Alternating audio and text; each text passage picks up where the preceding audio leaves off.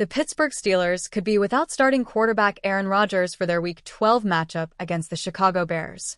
Rodgers sustained a wrist injury during the team's Week 11 win over the Cincinnati Bengals. The injury occurred in the first half, though the exact play is unclear. Rodgers was seen closely examining his left hand and wrist. Initially, it appeared he may have just been cut, as there was some bleeding. He was later declared questionable to return, and Mason Rudolph took over under center. Rodgers did not return to the game, and it was later revealed he suffered a small fracture in his wrist. The injury does not require surgery, but a timeline for his return has not been determined. Here are the latest updates on whether Rodgers will be able to play against the Bears in Week 12. Is Aaron Rodgers playing this week? Rodgers' status for Week 12 hasn't been determined. Head coach Mike Tomlin said that the quarterback won't practice on Wednesday. This isn't out of the ordinary for a veteran, but Tomlin is likely to lean toward gamesmanship with the updates, so the public is not likely to get a concrete answer until the weekend. What happened to Aaron Rodgers? It is unknown when Rodgers sustained his injury, aside from it occurring in the first half of the Week 11 game against Cincinnati. The quarterback was seen flexing his hand and holding his wrist. When he came out of the game, he was listed as questionable to return. Rodgers was eventually diagnosed with a slight fracture of his wrist. He doesn't need surgery, and head coach Mike Tomlin said the situation is now about pain management and if the quarterback can securely grip a football. Who is Aaron Rodgers' backup? Rodgers' direct backup is Rudolph. He would be the likeliest option to take over under center, with the only other option being rookie Will Howard, who hasn't played in an NFL game yet. Steelers QB depth chart rank player name 1 Aaron Rodgers, Ks 2 Mason Rudolph 3 Will Howard 4 Skylar Thompson, IR.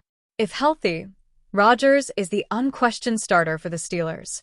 If the veteran quarterback is sidelined Sunday against the Bears, Rudolph is expected to get the first nod. Rudolph has spent the majority of his career with the Steelers, returning to Pittsburgh after one season with the Tennessee Titans. He played the entire second half of the Steelers' Week 11 game against the Bengals, helping the team hold on for the victory. Howard played his college career at Kansas State and Ohio State. He won the 2024 CFP National Championship with the Buckeyes before being drafted in the 6th round by Pittsburgh. Howard has yet to make his NFL debut. Skylar Thompson has been on IR since the preseason with a hamstring injury, and there have been no reports suggesting he could be activated if Rodgers is ruled out. New York Jets head coach Aaron Glenn made the decision to bench Justin Fields with Tyrod Taylor set to take over as the starting quarterback, suggesting his time with the team could already be over. It's a bitter blow for Fields, who has now had 3 opportunities at 3 different teams to win over the starting role, having failed and now likely being set to look for a new team next year with the Jets incentivized to cut him. In a quarterback draft class that could be weaker than many expected, with Dante Moore, Lenora Sellers, and Arch Manning looking likely to go back to college, Fields could be seen as a better option than many would imagine. The league may find that intriguing quarterback prospects could be tough to identify this offseason, with Fields showing he's capable of winning games in the right system. Read more. Ja'Marr Chase learns when he'll serve spitting suspension after appeal. Read more. College football player in Alabama dead at 20 after horror car crash. One of those systems had been with the Pittsburgh Steelers, with CBS Sports' Brian DeArdo suggesting that they could be in for him once again this offseason.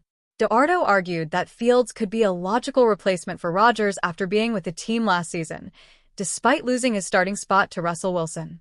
Fields was the starter through the first 6 games of the season, leading them to a 4-2 record in a decision that was seen as slightly harsh. The dual-threat quarterback had thrown for just 5 touchdowns in their first 6 games, but also ran for 5 touchdowns while proving to be capable of winning games. It remains to be seen whether the Steelers would be interested in Fields, having been so eager to move off of him despite winning games for them. Fields is all but certain to leave the Jets after the season, despite signing a 2-year deal with the team and quickly named the starter.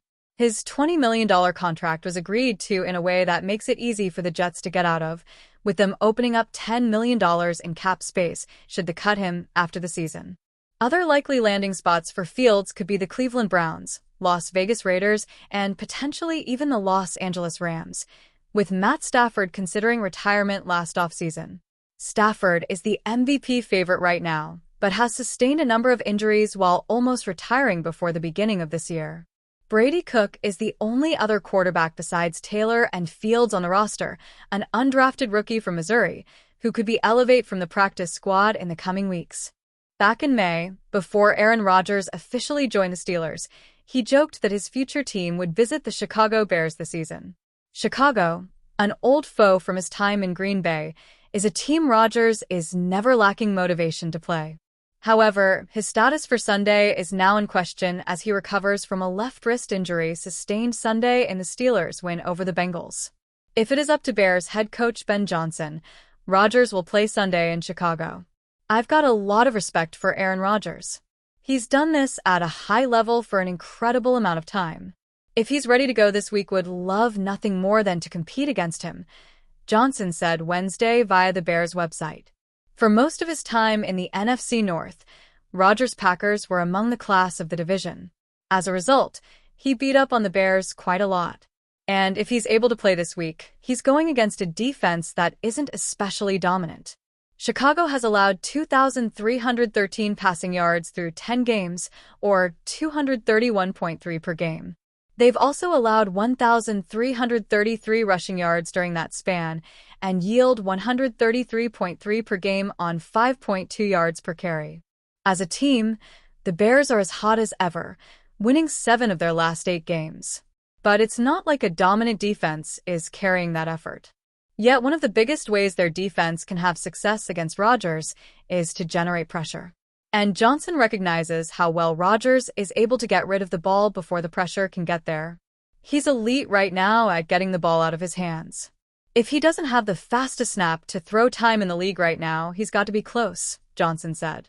He's doing a really good job spitting it out. He's accurate. Since getting sacked 7 times in the first 2 weeks, getting the ball out quick has been a priority for Rodgers. It's worked a lot of the time, but has sort of limited the offense recently. Especially with Rodgers not having a ton of trust in the offensive line, the Steelers are finding it hard to develop much of anything deeper down the field. If Rodgers does play this week, you can expect the quick game to be a big priority. The Bears' defense isn't special when it comes to getting after the quarterback, with its 21 sacks ranking 21st in the NFL. But the Steelers just can't take any more injuries with Rodgers as they embark on a difficult run to end the season.